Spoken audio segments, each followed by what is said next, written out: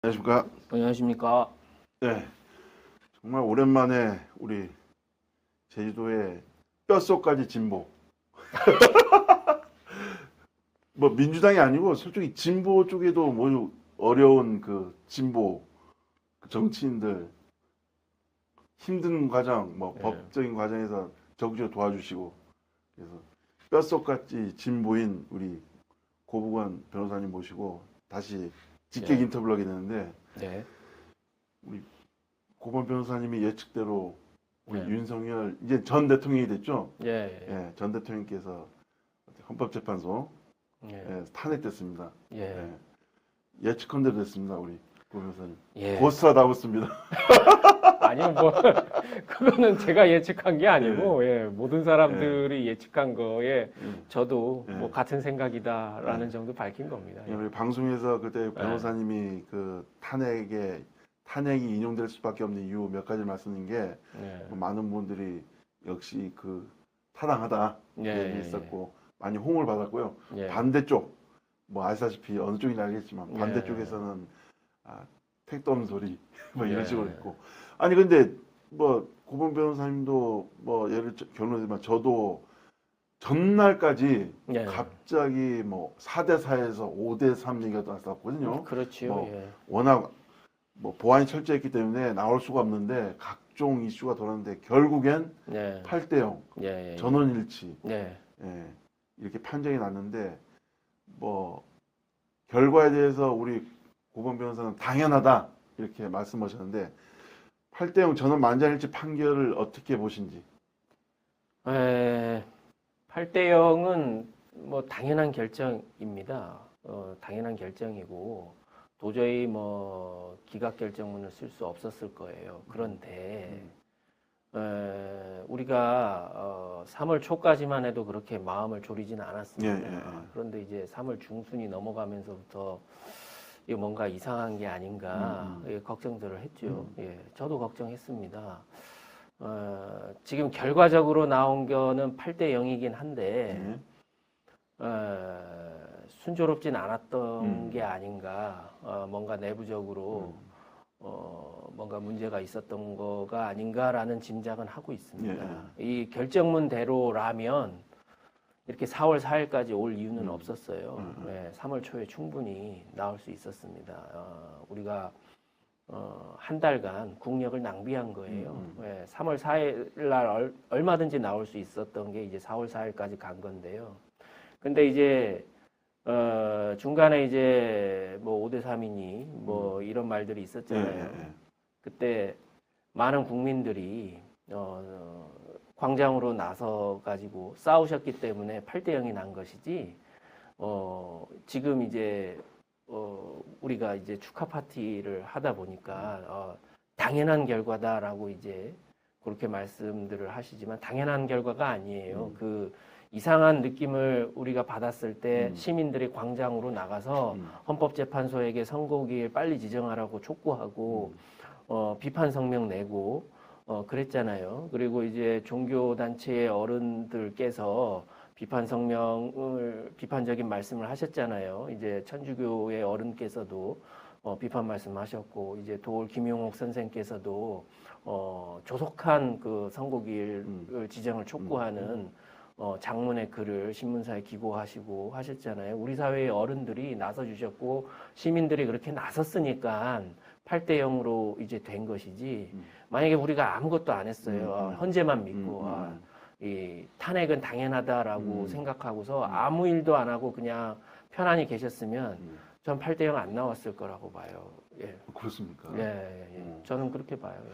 아니 갑자기 그러니까 우리가 8대 0 예상을 못했던 게 뭐냐면 갑자기 선거길이 아니라 갑자기 잊혀지면서 민주당에서 광장에 이제 설치하고 천막 설치하고 이렇게 하면서부터 분위기가 헌재에서 이상한 얘기 나왔지 않느냐 이렇게 들으면서 오히려 뭐 8대 0로 결과를 우리가 생각지 말고 했을 때 당시에 민주당에서 상당히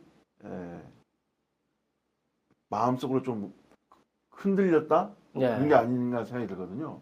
그 민주당도 흔들릴만 하지요. 그 지금 그 국정 공백 상태가 대단히 심각한데, 그리고 지금 나와 있는 8대0 그 결정문을 보면 대단히 깔끔해요. 뭐 군더더기가 하나도 없어요. 그런 이제 깔끔한 그 결정문이 나올 만큼 이 사태는 중대하지만 단순한 사안이거든요. 중대하나 단순한 사안인데 이게 이렇게 오래 걸릴 리가 없거든요. 내부적으로 어떤 그 문제가 있었을 겁니다. 문제가 있었을 거고 제가 그 탄핵소추 당하기 직전에 윤석열이가 탄핵소추를 당하기 전에도 이제 더민주제주혁신회의에 논평을 쓴 적이 있는데 그 논평을 이제 제가 담당해서 썼습니다. 그때 제가 이제 쓴 글의 대목이 이제 저 스스로도 잊혀지지 않는 대목이 있는데 제가 그랬어요. 국민 여러분, 도민 여러분, 탄핵은 국회와 헌법재판소가 하는 게 아닙니다. 탄핵은 국민이 하는 겁니다. 그러니 거리로 많이 나와서 싸워주십시오. 강하게 항의를 해주십시오. 분노를 광장에서 표출해 주십시오. 이런 말씀을 드렸었거든요. 마찬가지예요. 그렇게 싸웠기 때문에 탄핵소추가 한번 표결 불성립으로 통과가 되지 못했고 두 번째에 이제 국민적 염원이 모여서 탄핵소추안이 통과가 됐잖아요. 그런데 그것도 가까스로였죠. 4표, 204표로 겨우 통과가 됐어요. 우리는 처음에는 내란 사태 발발 뭐 한 3, 4일쯤 지났을 때는 지난번에 박근혜 때가 224표였나요? 그래서 뭐 훨씬 더 많이 나올 것으로 낙관했지만 전혀 그렇지 않잖아요. 마찬가지입니다. 이번 헌법재판소도 저렇게 깔끔한 결정문이 저렇게 장시간 이렇게 걸릴 수가 없거든요.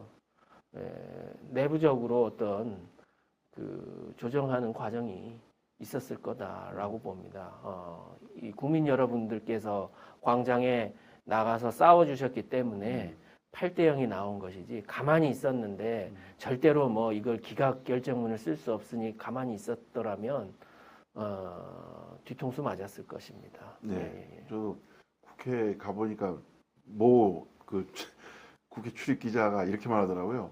만약에 기각 결정이 났을 때 윤석열 전 대통령께서 한 번 더 계엄을 가능성이 있기 때문에 헌법재판관으로 그걸 고려했다. 라는 얘기가 있던데 어떻게 보십니까? 그 논리로 압박이 들어간 거죠. 헌재가 어떤 재판관은 저는 그렇게 의심은 하고 있어요. 일부러 시간은 끌었을 거다. 3월 26일 이재명 대표에 대한 판결 선고 보면서 그거는 끌었을 거다라고 이제 저는 뭐 강한 의심을 하고 있습니다. 그런데 이제 그러고 나서도 이제 안 나오잖아요. 3월 26일이 지나고 28일, 9일이 돼도 안 나오잖아요. 그때 이제 어떤 그 탄핵 뭐 각하 또는 기각을 시도하려는 재판관이 있지 않았을까. 저는 그렇게 의심하고 있습니다. 의심하고 있는데 다행히 그분이 이제 국민적 열망에 동참을 결국엔 해주시긴 했는데 그때 이제 그분이 이제 오락가락 행보를 하셨을 때 했다고 제가 의심할 때 그분을 설득할 수 있는 논리가 그럼 당신이 그 말대로 복귀시키면 이 나라는 어떻게 되겠냐. 계엄 허가증을 발급받은 거잖아요. 헌재로부터. 인정받은 거죠. 그렇죠. 예. 그러니까 도저히 그 갈팡질팡 했을 것으로 추정되는 그 재판관도 차마 못한 게 아닌가. 라는 생각이 들어요. 이번 헌법재판소에 나온 그 결정문에 대해서 보수 쪽에서 어느 법 전문가들도 인정을 안 하더라고요. 그죠? 부인을 못 하더라고요. 못하죠. 이재명 뭐 좀 이따 얘기했지만 이재명 그 대표, 민주당 대표에 대한 2심 선고에선 말들이 많았잖아요. 그런데 이번 헌법재판관의 결정에선 아무도 이거 탓하는 분이 아무도 없어요. 그만큼 이 사건은 중대하기는 하지만 너무나 단순한 사건이에요. 단순한 사건이라서 이렇게 올 일이 아닌데 이렇게 옴으로써 우리가 뭐 한 달 이상을 국력을 낭비한 거죠. 국력을 낭비한 거고 국가적으로 중대한 일이 지금 한두 가지가 아니잖아요. 한두 가지가 아닌데 빨리 새 정부가 들어서서 이걸 안정시켜야 되는데 이제 우리가 한 달을 잃어버린 거죠. 예. 국회 뭐 가볼 때 보니까 만난 분이 두 분, 뭐 다른 분 국회의원 못 만나는데 예. 부승찬 의원님하고 예. 문대림 의원님 정말 보니까 얼굴이 푸석할 직접 뭐 현장에서 제가 직접 봤는데 그 계속 그 탄핵 관련해 갖고 하다 보니까 얼굴이 예. 말이 아니고 그래도 생각대로 부승찬님은 얼굴 좀 잘생겼거든요. 예. 나름. 예. 그때 잘생기셨어요. 그때 만날 때 보니까 예. 그 정도로 스트레스 많이 받은 것 같아요. 예. 뭐 문대림 의원님도 그렇고. 두 분 다 살이 예. 많이 이렇게 많이 빠졌어요. 예. 헬스케지셨더라고요. 마음고생이 많으셨겠죠. 예. 예. 그 두 분 비롯해 갖고 뭐 위성훈 의원이나 뭐 김한규 의원님 계시고 예. 제주도에서는 뭐 제가 친해서 가까워서가 아니지만 예. 진보의 제주도에 유일하게 예. 공식 석상에서 윤석열 정부에서 후한무치한 정부라고 할 수 있는 고석준 예. 우리 논설실장이에요. 예. 그분 지금도 엄청나게 진보 플랫폼을 지금 하고 있고 예. 또 우리 법조계뿐만 아니고 여러 분야에서 지금 고부건 변호사님 예. 정말 많이 고생했잖아요. 예, 뭐 조금 고생했습니다. 뭐, 조금 아니고 광장에서 보면 마이크 잡으시고 뭐 얘기한 것도 있고 예. 뭐 직접 법리적으로 예. 이 탄핵이 인용돼야 한다고 주장하셨는데 어쨌든 간에 좋은 결말을 맺었기 돼서 어쨌든 결말은 났고 어떤 뭐 차츰적으로 뭐 이루어질 거고 자 그 외적으로 하나 더 물어보겠습니다. 조기 대선에 대한 전망. 예. 우리 변호사님은 뭐 법 쪽에서 아주 뛰어나시지만 정치적도 해박한 지식이 있으셔갖고 조기 대선에 대한 전망. 예. 뭐 이재명 대표가 완성하겠지만 느낌상. 예. 일단 경선 룰을 정하는 게 이제 문제가 될 겁니다. 예, 문제가 되고 오늘 뭐 국민의힘 쪽에서는 1차로 그 완전히 여론조사만으로 100% 여론조사만으로 4명을 이제 가려내고 그러고 나서 이제 당원 투표 그다음에 제가 지금 속보라서 헷갈리는데 그 여론조사인지 국민경선인지 하여튼 모르겠지만 나머지 50%는 비당원을 대상으로 이제 한다고 이제 들었습니다. 이제 그렇고 이제 민주당도 이제 빨리 경선 룰을 이제 정해야 될 텐데 일단 권리당원이 이제 지난번 그 국회의원 선거를 거치면서 이제 대폭 이제 늘어났습니다. 늘어나가지고 그 경선 사무 관리도 굉장히 힘들 겁니다. 4년 전에는 권리당원이 이제 4년 전이 아니죠. 지난 대선 때는 권리당원이 80만이었다고 하던데 지금은 이제 120만을 넘어간다고 그래요. 40만, 그러니까 50%나 늘어났죠. 지난번 이제 국회의원 선거하면서 시기 촉박하겠네요. 당원 주권 시대를 열다는 이제 포부를 가지고 이제 권리당원들이 대거 유입이 됐기 때문에 일단 선거 사무 관리도 굉장히 이제 어려울 겁니다. 어려울 거고 그 다음에 이제 그 나머지 50%에 대한 국민 경선을 이제 할지 말지가 이제 아직 정해지지 않았는데 국민 경선을 만약에 한다 그러면 이제 경선 선거인단을 이제 모집을 해야지요. 모집을 해야 되는데 지난번 대선 때는 그건 이제 정기적인 선거였기 때문에 국민 그 경선 선거인단 모집에 굉장히 시간이 여유가 있었어요. 그런데 이번에는 민주당이 만약에 국민 경선을 한다 그러면 경선 선거인단 모집 기간이 뭐 굉장히 짧을 겁니다. 기껏해야 열흘일 거예요. 그 열흘 내에 그 많은 그 사람들을 이제 모집한다라는 게 이제 어려울 거고 일단 모집에 어려움이 있을 테고 그다음에 모집한 분들에 대한 관리가 있어야 될 거잖아요. 관리도 굉장히 어려울 겁니다. 이제 그 권리당원도 대폭 늘어났기 때문에 아무튼 이제 규칙도 규칙이지만 그 정해진 규칙에 따른 이제 관리 업무가 상당히 이제 문제가 될 겁니다. 그 전망을 하자면 민주당의 이제 최대 고민은 그거였죠. 이제 이재명 대표의 이제 재판 문제, 재판 문제가 가장 큰 걱정거리였지만 이제 무죄 선고를 받음으로써 이제 한결 가벼워진 발걸음으로 이제 출마를 이제 할 수 있게 됐고 그럼에도 불구하고 이재명 대표 주변 분들은 이제 긴장이 느슨해져서는 안 된다라는 이제 그런 그 걱정들을 이제 하시고 있는 것 같더라고요. 제가 개인적으로 민주당에 대한 그 생각은 일단 여론조사 결과가 많이 앞서 있는 거는 맞지요. 그거는 맞는데 그렇지만 또 여론조사 결과가 앞서 있으니까 느슨해질 수 있죠. 느슨해질 수 있지만 또 시민들의 그 내란 세력 심판 열기가 그 어느 때보다 뜨겁거든요. 그런 거를 잘 활용을 하면 선거 참여를 굉장히 잘 이렇게 유도할 수 있지 않을까 그런 생각을 합니다. 민주당 내에서 이재명 대표에 대한 월등한 지지는 맞는데 네. 그에 따른 이재명 지지에 대한 반 이재명 세력 네. 국민 정서도 굉장히 높거든요. 예. 뭐 이건 이재명 대표가 풀어나갈 상황이라고 보는데 예. 어쨌든 간에 비명계하고 이번 대선 들어가면 진보의 모든 분들이 다 힘을 합쳤는데 네. 비명하고 친명 네.